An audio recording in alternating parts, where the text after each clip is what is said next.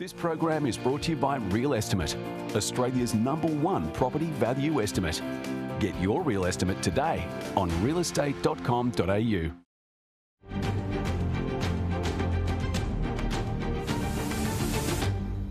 Welcome back to Business Now. Well, across the country, there are 2,413 auctions scheduled this week. In New South Wales, there'll be 944 auctions. In Victoria, 986, Queensland has 256 and South Australia, 130. Across Western Australia, Tasmania and the Northern Territory, there are 14 auctions combined. Lastly, Canberra, there'll be 83 auctions. And taking a look now at the most viewed this week across the country, Unit 2, Number 8 Cornwall Close in Terrigal in New South Wales is a 3-bedroom, 2-bathroom duplex. The property presents modern coastal living with convenience to Terrigal Beach and Erina Fair on the New South Wales Central Coast. The main bathroom and kitchen have been renovated and 2 open-plan living dining zones are designed to maximise space and light. 22 Perry Street in Hawthorn in Victoria is a 4-bedroom, 2-bathroom home with 2 car spots. Sitting on just over 500 square metres of land, the 1980s double-fronted Victorian residence has arched central hall and timber floors throughout. A gourmet kitchen provides a stone bench with a walk-in pantry.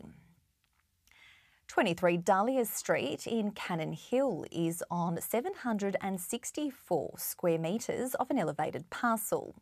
There's plenty of room for cars as well, with 5 spots listed alongside this 3-bedroom home.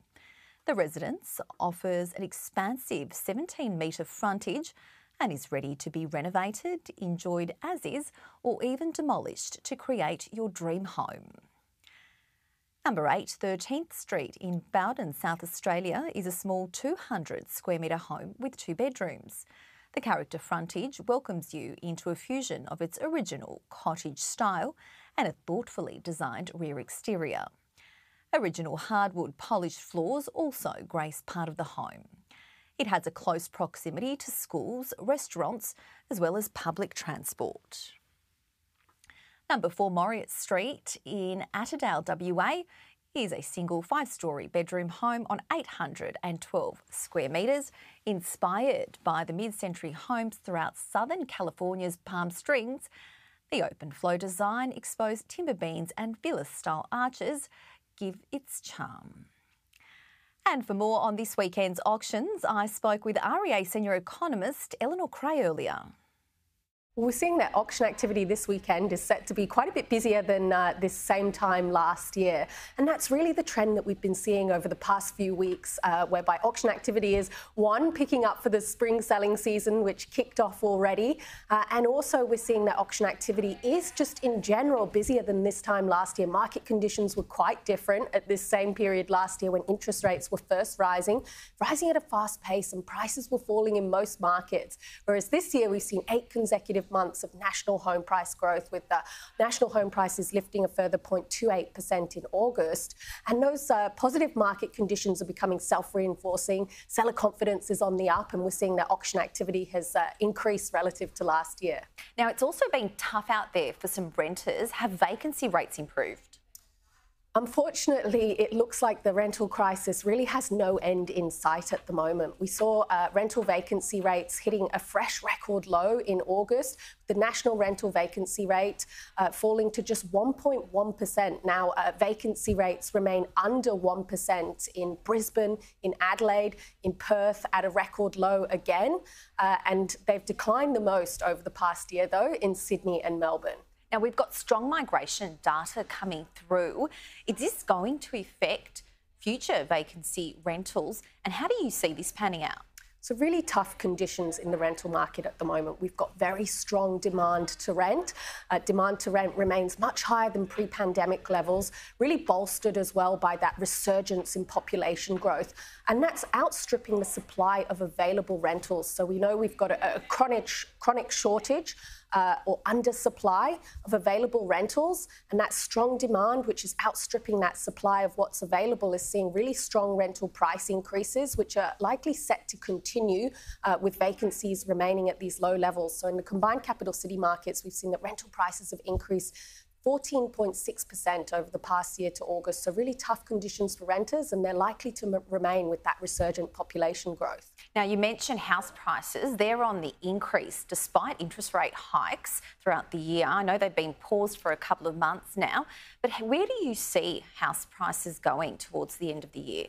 So we've certainly seen that those price falls that we saw in 2022 reversed much sharper and much quicker than many people expected this year, and national home prices have been on the up for the last 8 consecutive months. Now, if we're looking ahead into the future, we could see that pace of price growth that we've seen so far this year eases off a little bit with the spring selling season having kicked off and a lot more properties coming to market. That's going to mean a bit more choice for buyers and potentially a bit more negotiating power, as that constrained level of properties available on market has been one of the reasons why prices have risen so far this year. But there's also been other drivers, and those are likely those very tight rental markets we've been talking about, and of course that resurgent population growth. And those factors are likely to continue to underpin housing values in the period ahead, given that we have this ongoing housing shortage, likely contributing to a lift in housing values, even though we are continuing to see affordability deteriorate. Well, that's right, exactly. So some people might find it quite difficult to correlate such an expensive living time at the moment, and house prices are rising. What's your take on it? How is this sustainable, firstly?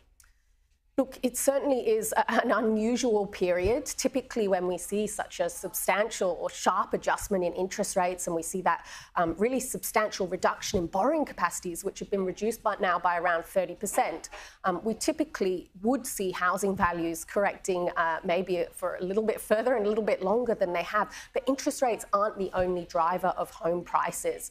So population growth, labour market conditions, we've got wages growth slowly picking up as well, all contribute to house prices and how that housing price growth is distributed around the country. So a number of factors coming into play there, but certainly, as you mentioned, affordability has deteriorated markedly, and actually affordability now is sitting at the worst level we've seen over the past 3 decades, really with that strong home price growth that we've seen in recent years and that substantial lift higher in interest rates contributing to what is a serious constriction of affordability at the moment.